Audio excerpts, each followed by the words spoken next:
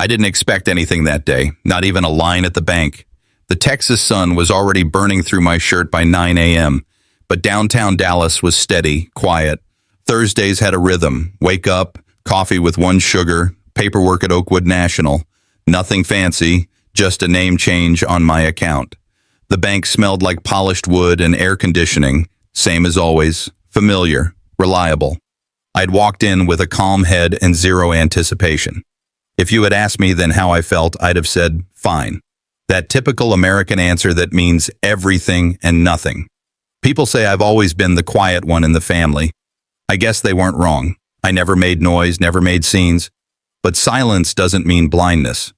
And that morning, silence meant something else. She was new.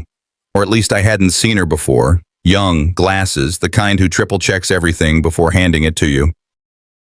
Her fingers fidgeted near the keyboard while her eyes kept darting toward the manager's office. Then she leaned in, barely a whisper.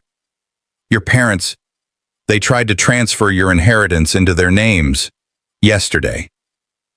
I blinked, thought maybe I'd misheard, but her face didn't flinch. My, what? Inheritance.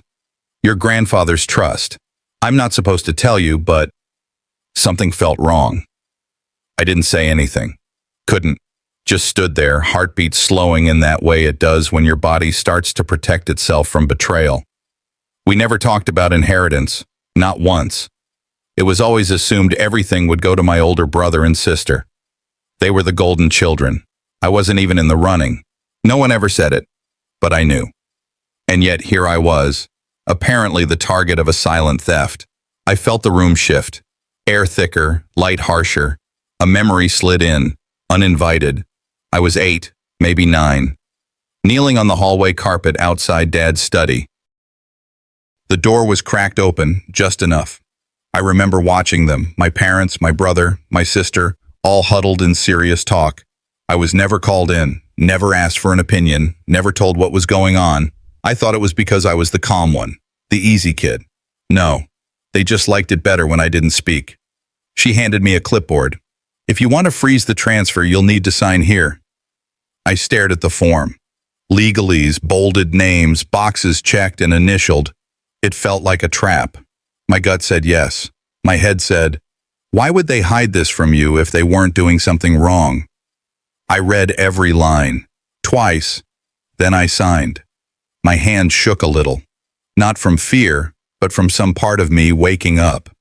That part that had always stayed in the background.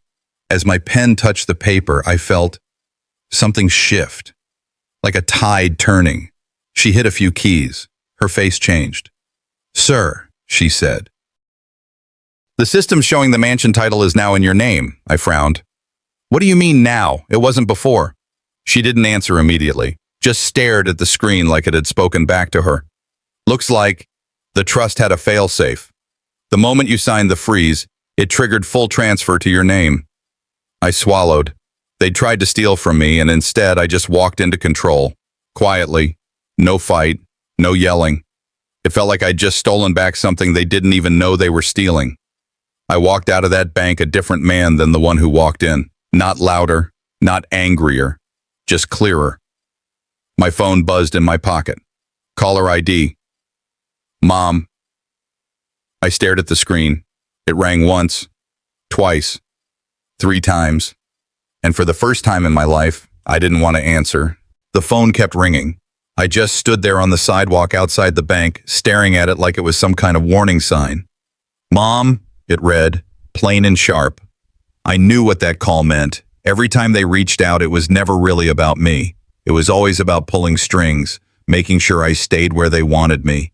I should have let it go to voicemail, should have walked away with that small, quiet victory in my chest. But I answered. Sweetheart, Rosalind's voice, my sister, flowed through the line like honey poured over barbed wire. We need to talk. Can you swing by the house today? She didn't say please. Never did. That fake softness, the kind that comes right before the teeth sink in, it wasn't a question. It was an invitation shaped like an order. I paused, then said, sure, but I'm not coming as your little brother this time. I'm coming as the owner. The drive out there felt longer than it was. just enough distance from Dallas to feel like a world away. I hadn't been back to the mansion in years. Even when Dad got sick, I stayed away. It wasn't out of spite, it was survival. The gate creaked louder than I remembered. The hedges looked like they hadn't been trimmed in a while. The place wore its wealth like heavy makeup covering wrinkles. I pulled up and sat in the car for a beat. My hand rested on the steering wheel as I took a breath, bracing. Then I got out, opened the rusting gate, and walked up to the door I used to sneak out of. Vaughn opened it, smiling but not with his eyes. "Look who finally made time," he said, stepping aside. I walked in without a word. Inside, the air smelled like leather furniture and secrets. Same grand chandelier, same cold floors. But it all felt smaller now, like they weren't as tall as they used to be. Or maybe I'd just grown out of their shadow. They were all seated like some twisted version of a therapy circle. Colton, arms crossed. Lindra, pretending to sip tea. Rosalind perched like a queen. Vaughn closed the door behind me. Rosalind smiled. "So, let's talk about the house." I didn't sit. "Talk."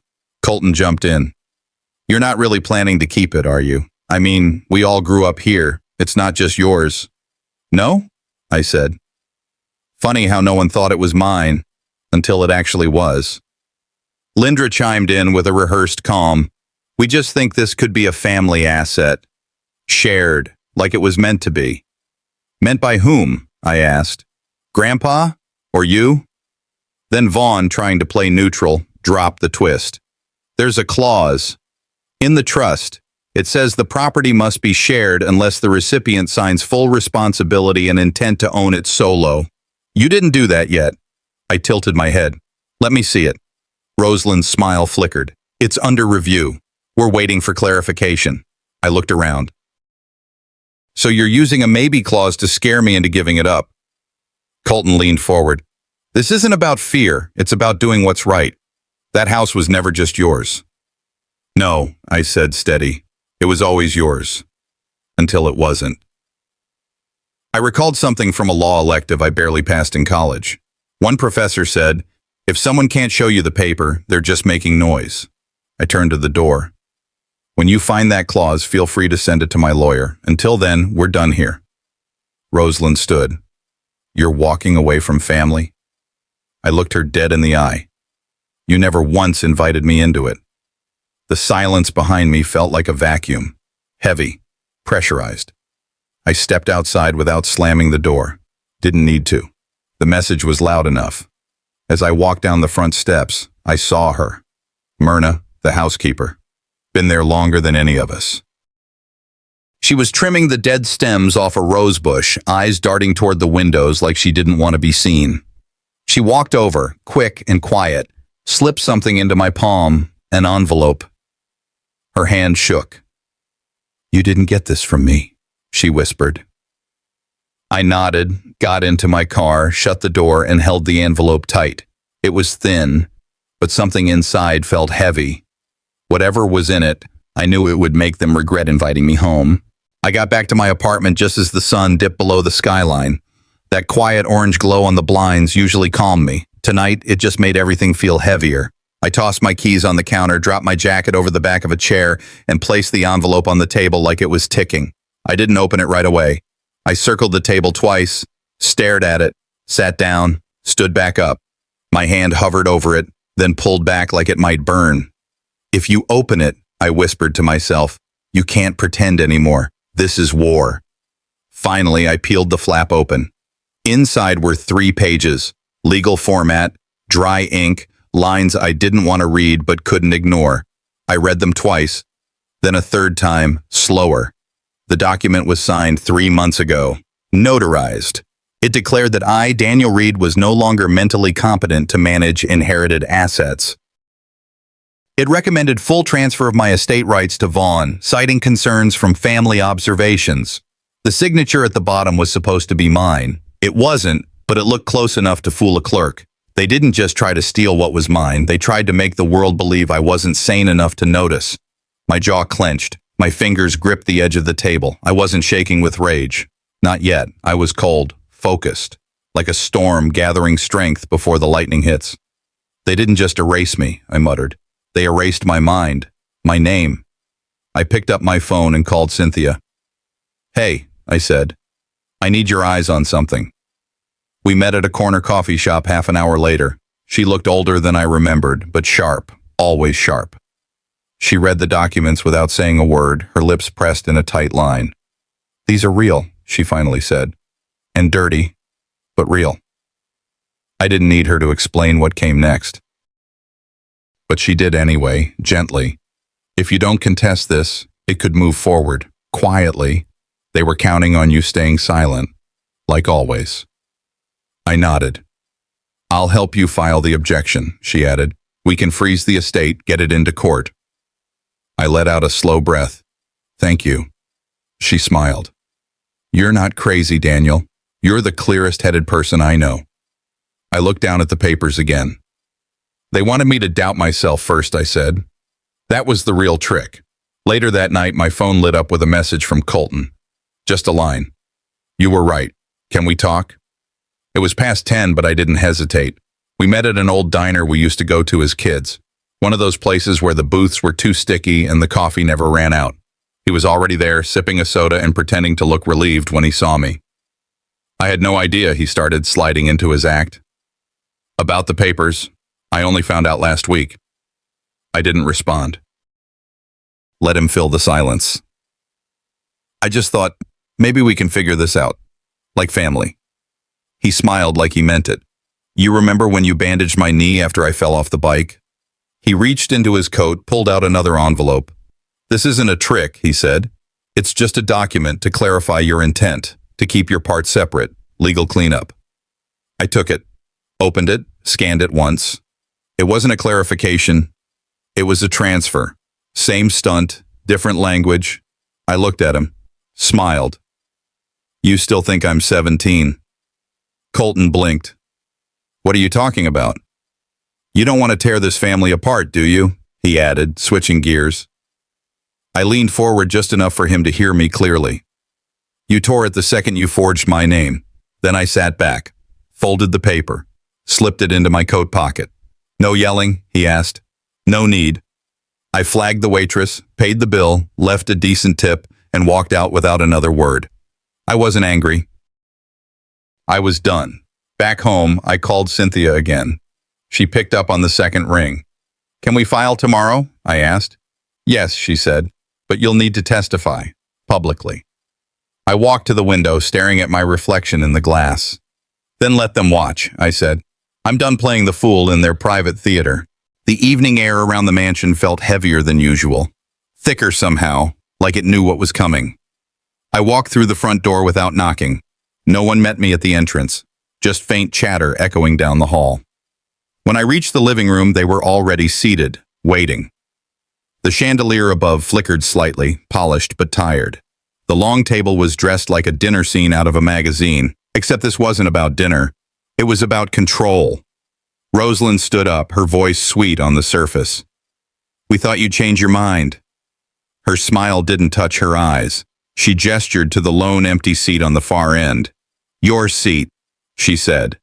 The message was clear. They'd already written the script. I was just showing up for my role. I sat, not because I was obeying, but because this was the battlefield, and I wasn't going to stand alone in the hallway while they held court. Rosalind cleared her throat. We're celebrating the house's anniversary tonight, and, well, your absence these last few months only reminded us of our concerns. They all nodded, some with fake regret, others with outright judgment. Lindra wouldn't even look at me. Vaughn sipped his drink like none of it mattered. You won't be speaking tonight, Rosalind added, like it was already decided. Let's avoid tension. Colton leaned over.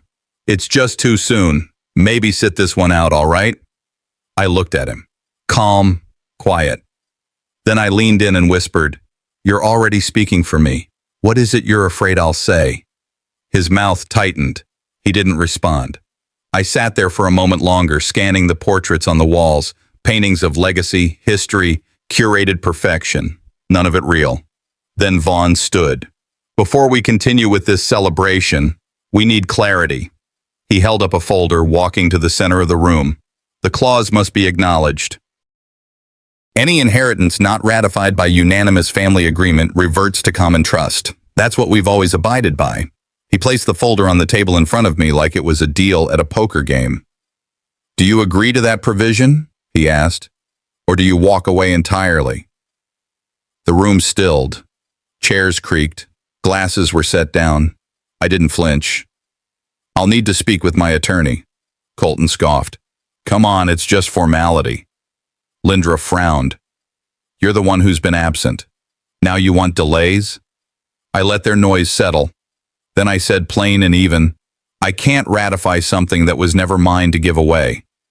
They looked at each other, calculating, squirming, scrambling to regain footing. Vaughn folded his arms. So you're choosing confrontation. I smiled. I'm choosing caution, which is what you should have done before forging signatures. That landed, and Rosalind's polite veneer cracked just for a second. Inside, I was unraveling, but not from fear. From restraint, I wanted to tear the curtain down, scream the truth. Instead, I reached into my coat and touched the edge of the envelope Myrna had slipped me. I wasn't sure what was inside, but it felt heavier than paper, felt like leverage. I know this family values control, I said, but control isn't the same as truth, and I came here for truth. I stood.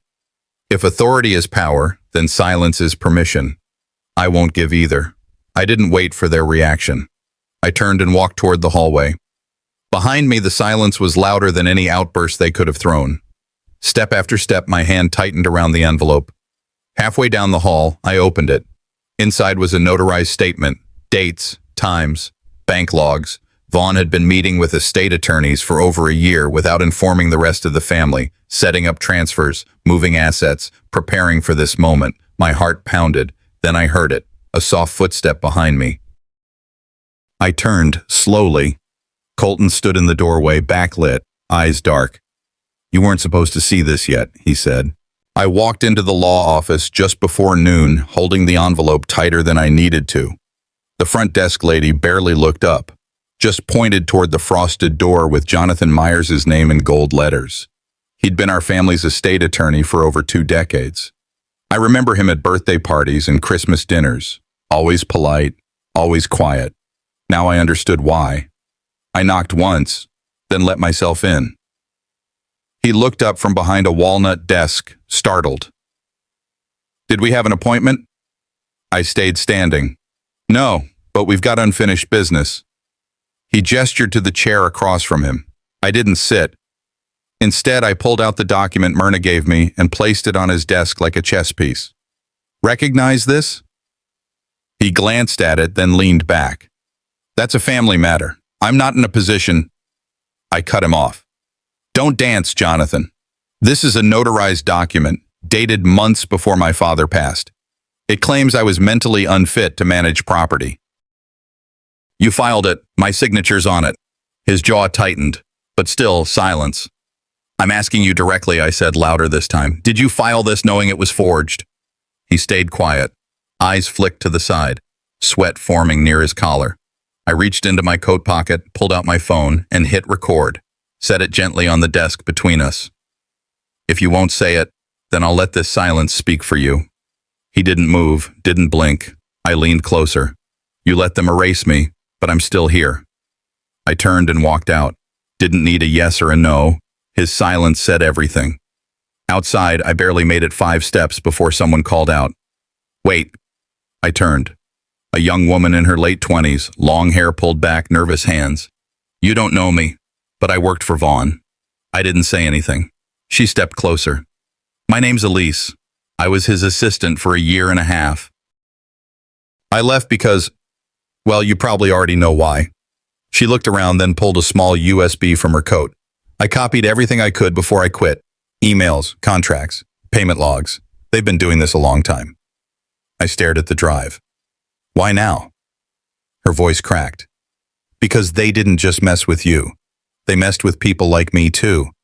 I was disposable. So were others. I took it from her, didn't promise anything, just nodded, and walked away. Back at my apartment, I sat at the kitchen table in the same chair I always used, but everything felt different. I plugged in the USB, didn't open it, not yet. Instead, I played back the recording from Meyer's office.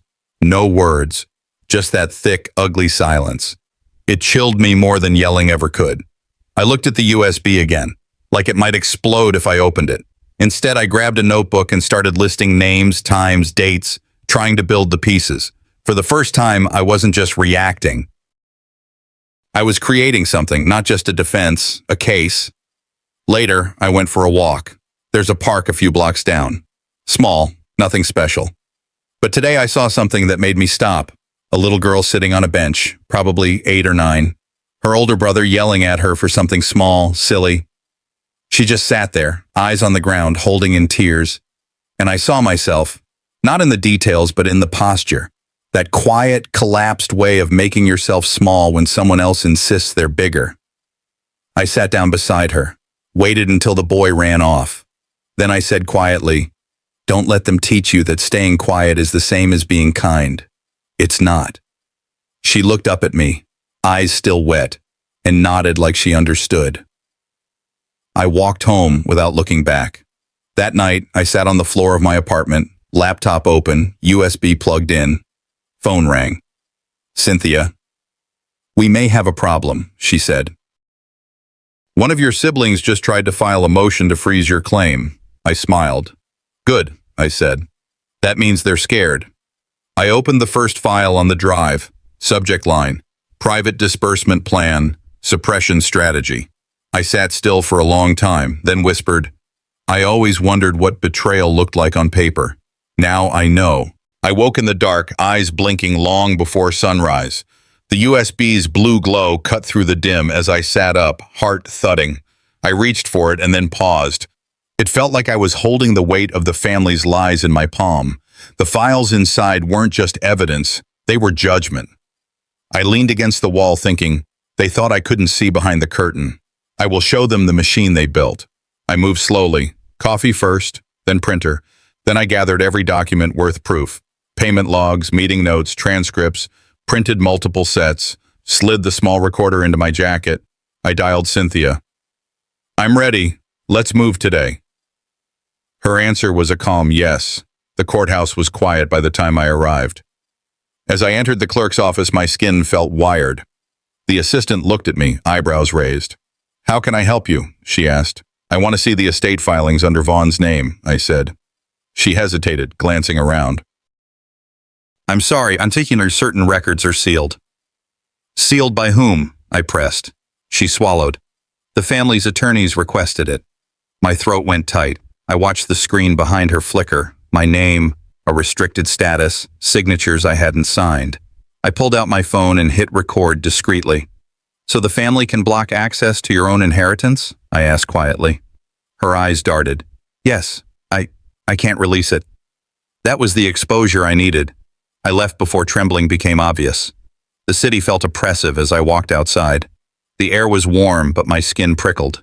I texted Elise. "Meet me now." Later in a corner cafe, she slid open her bag and pulled out a stack of photos and memos.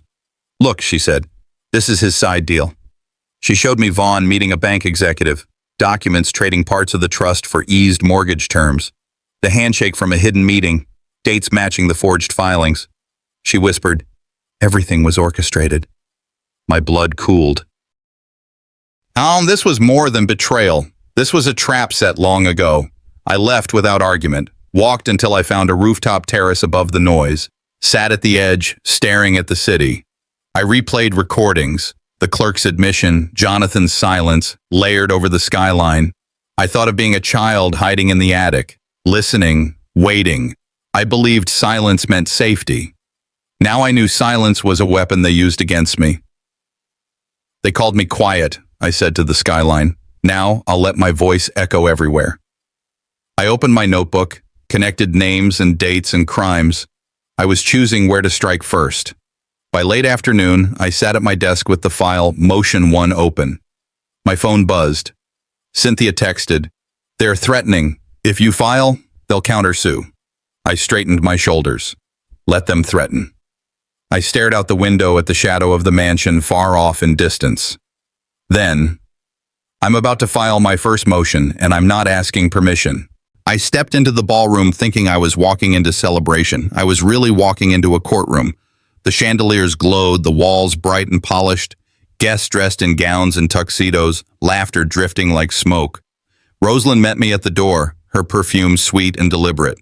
"Glad you made it tonight," she said, voice soft enough to betray nothing. She introduced me to others as our quiet one returned.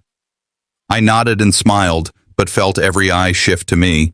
Journalists on cameras, old family friends, people who knew me, or thought they did.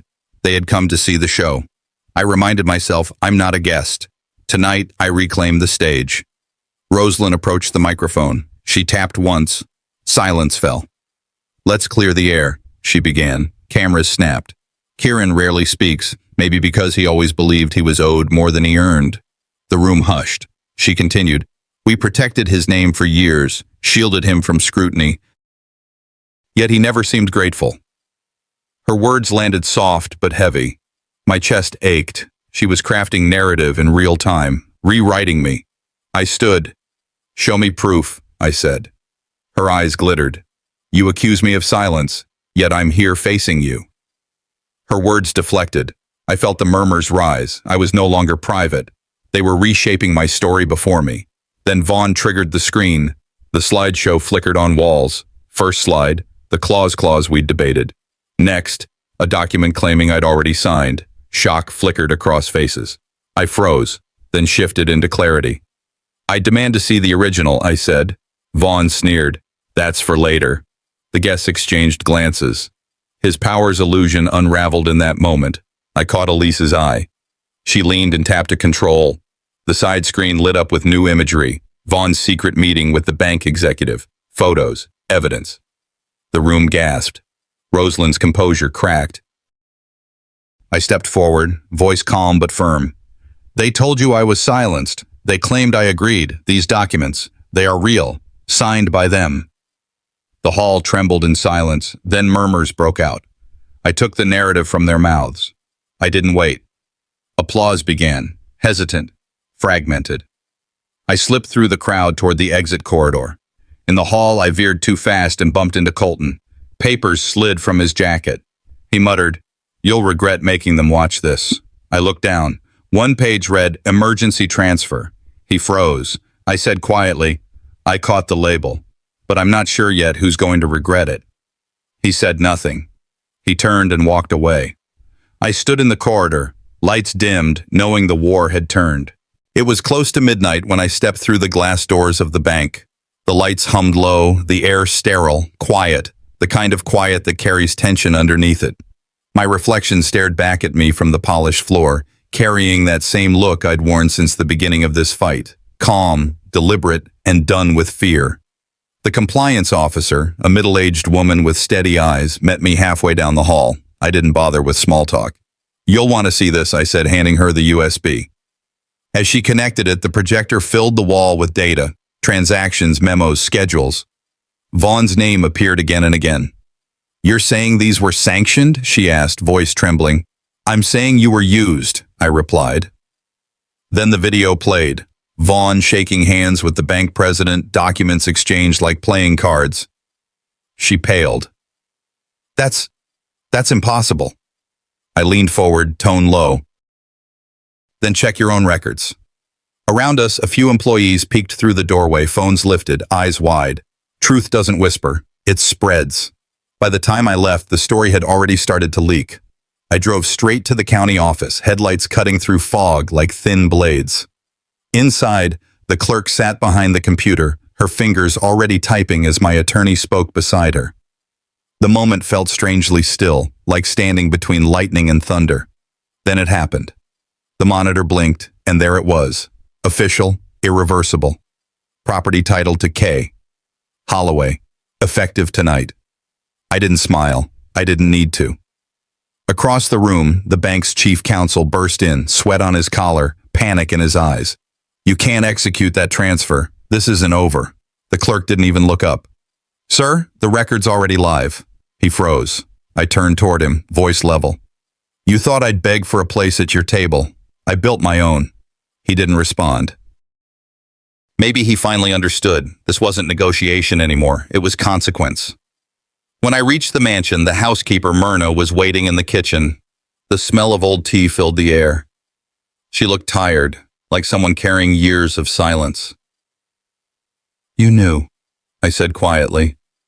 She nodded, pulling a worn leather journal from her apron. "I wrote everything down," she whispered.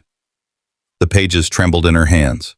Inside were records of every secret meeting, every envelope of cash passed to keep her quiet. He said if I spoke, my son would lose his job. My grandchildren's college funds would vanish. Her voice cracked, but her eyes stayed steady. "Why now?" I asked. She looked at me for the first time. "Because they never believed anyone would listen to someone like me." She pushed the journal across the table. "This wasn't about the house, sir. It was about shutting people up." I stood there watching the weight of her truth settle between us. For years, they made servants carry their sins. Tonight, one decided she wouldn't anymore. The next morning came fast, wrapped in noise, cameras, cars lining the drive, neighbors gathering, some curious, others pretending not to be. I walked through the front doors, each step echoing off marble floors that used to feel cold. Vaughn and Colton stood at the end of the hall, pale and silent. Behind them, Rosalind clutched her pearls like they were armor. The reporters turned their cameras toward me. I didn't raise my voice. "This house never belonged to them," I said evenly. "It belonged to me, always." Murmurs rippled through the room. Rosalind's mask cracked for just a second. That was enough. I didn't ask for their apology. I wasn't looking for forgiveness. All I wanted was this, truth standing in daylight, where their lies couldn't breathe. The applause started quietly, hesitant at first, then steady. I didn't bask in it. Justice isn't meant to be celebrated. It's meant to be witnessed. As the crowd began to thin, I pulled my phone from my pocket. A new email had come in from Elise. The subject line read simply, "You need to see this." I opened it. The message was short, from Vaughn to bank president. "Handle Holloway tonight, quietly." I stared at it for a long moment. The final nail. Proof that none of their excuses could cover this. I stepped outside, pausing on the mansion steps as the morning light spilled over the drive. The building behind me didn't look grand anymore. It looked small, hollow, like the people who'd tried to own it. They had called me quiet for years, mistaking silence for weakness. Let them. They called me quiet. Wait until they hear how loudly I speak now. The morning sun came in soft, like it knew not to rush me. Light crept across the study walls, walls that had once felt like barriers. Now they just felt like walls. The house was quiet, not the kind of silence that presses down on your chest, but the kind that lets you breathe. I got up slow, bare feet touching cold wood, and walked down the hallway. Every step echoed differently now. Not hollow, not heavy, just mine. I paused by portraits I used to avoid, faces that judged, lied, pretended.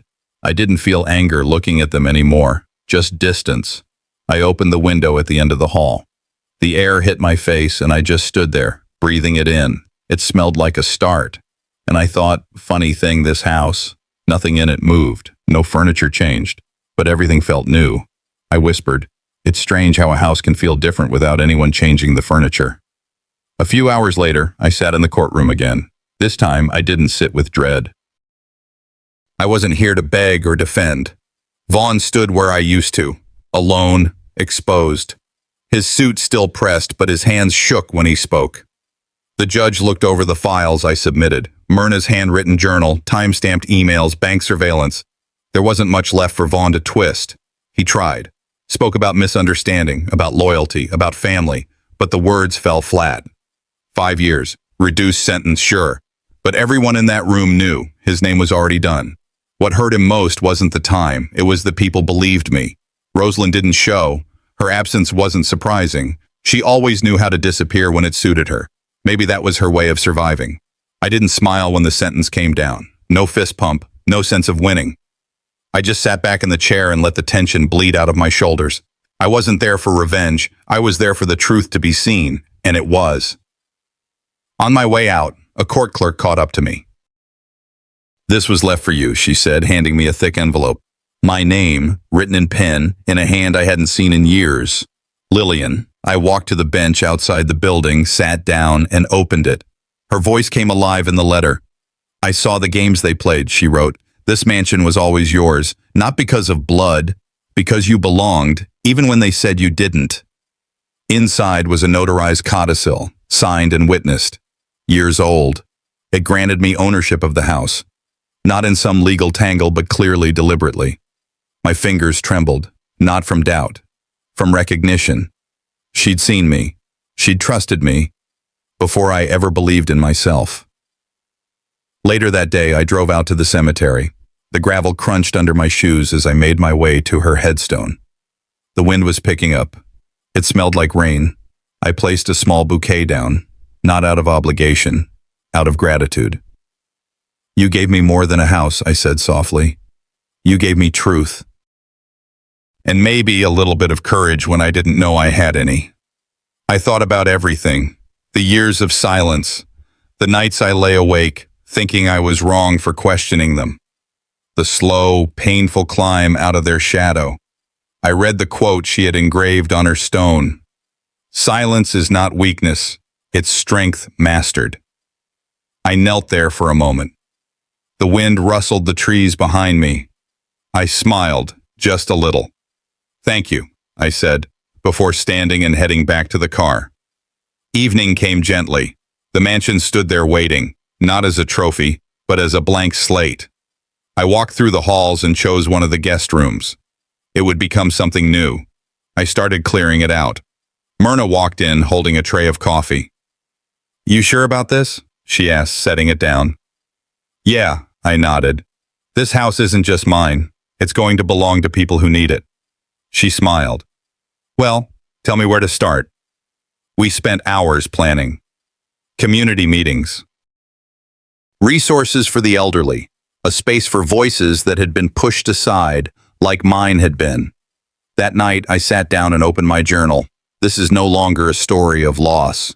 It's one of becoming. I closed the book, let the quiet wrap around me. It wasn't lonely. It was earned. I thought about all they'd taken from me, and all I still had. They left me nothing I asked for, and everything I needed. My phone buzzed on the desk. Unknown number. But the area code, I knew it. I stared at the screen. Was this the start of something new, or the return of something I thought I'd buried?